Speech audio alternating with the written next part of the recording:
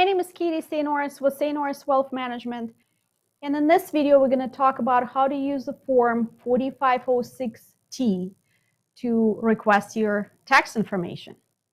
Let's get going.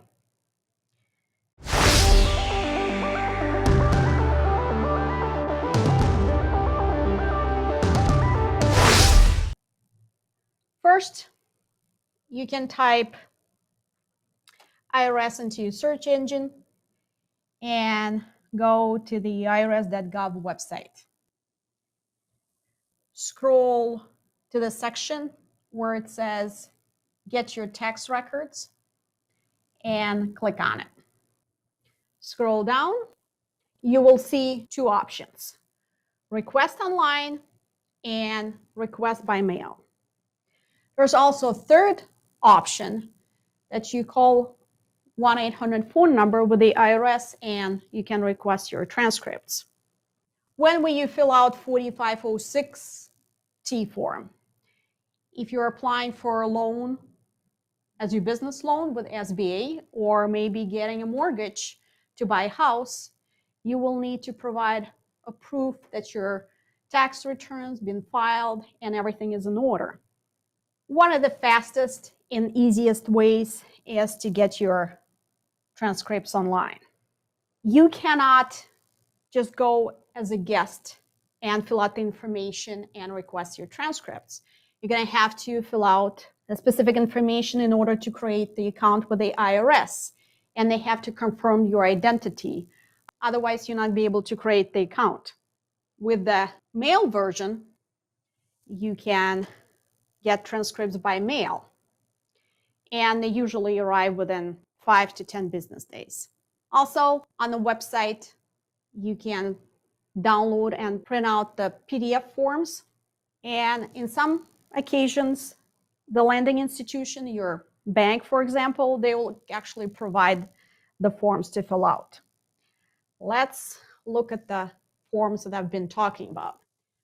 I should mention that there are 3 different forms that are, all 3 are 4506 forms.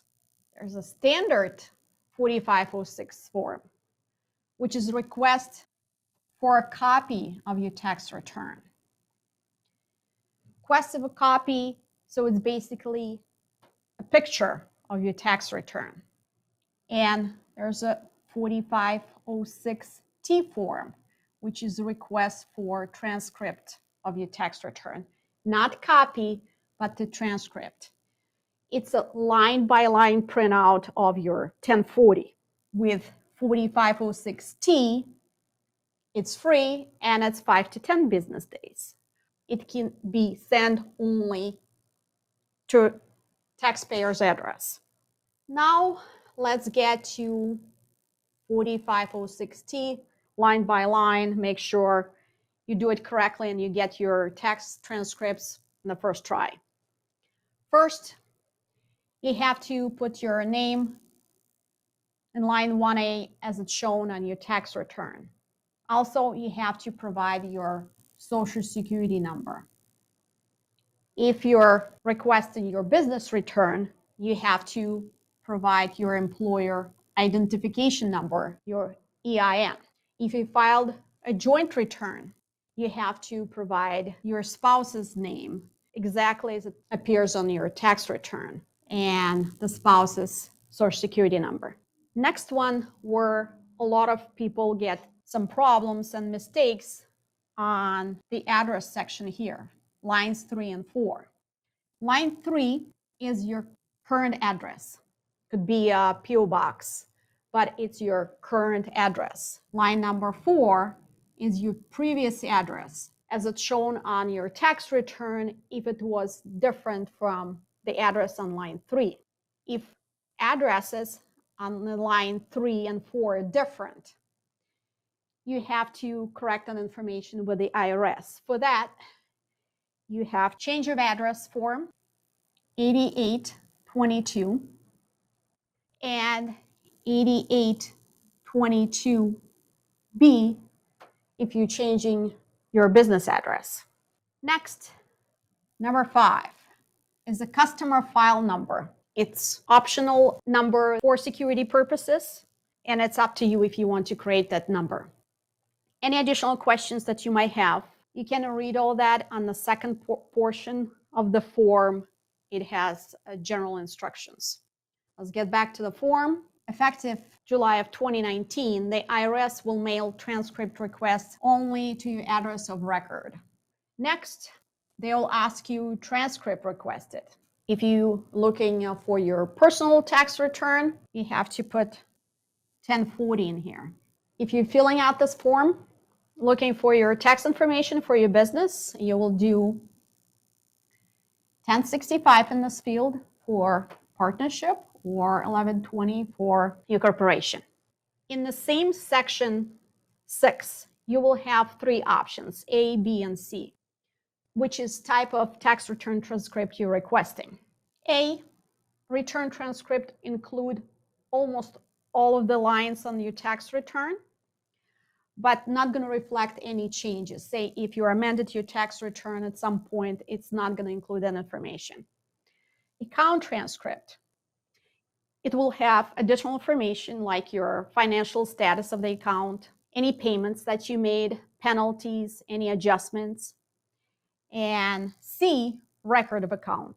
This will provide the most detailed information that you might possibly have for the current year and the prior 3 years. So this type of request will be in general processed within 10 days. For a lot of financial institutions like banks, they will want to see 6C. So detailed information with all late penalties and any changes to your tax return. Line 7, it's verification of non-filing, which is proof from the IRS that you did not file your tax return for the year.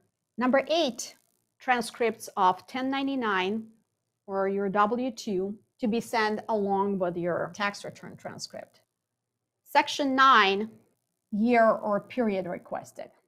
You can request the current year and the prior 3 years on the same 4506T form.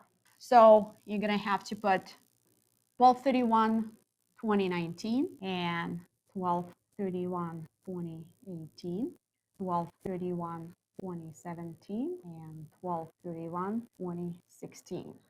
So notice you start with the most recent year and you go down. Next, you have to remember sign this form. If you're not going to sign it, you'll forget or miss, they're not going to process your request. You have to sign on a line here, date it, and provide your current phone number. You have the same option for your spouse. Signature, the date, and the phone number. If you file a joint tax return and you're requesting the information, the signature of one spouse is sufficient enough. You don't have to both sign the request.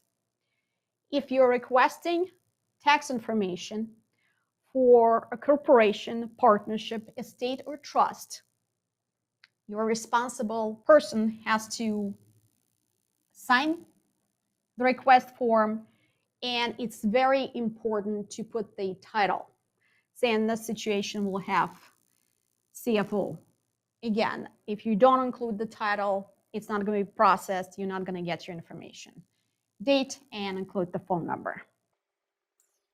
After you're done filling out your form, just run through the numbers, make sure that everything looks good, and then you can go down to the second page and you will see a chart of addresses based on the state where you're located.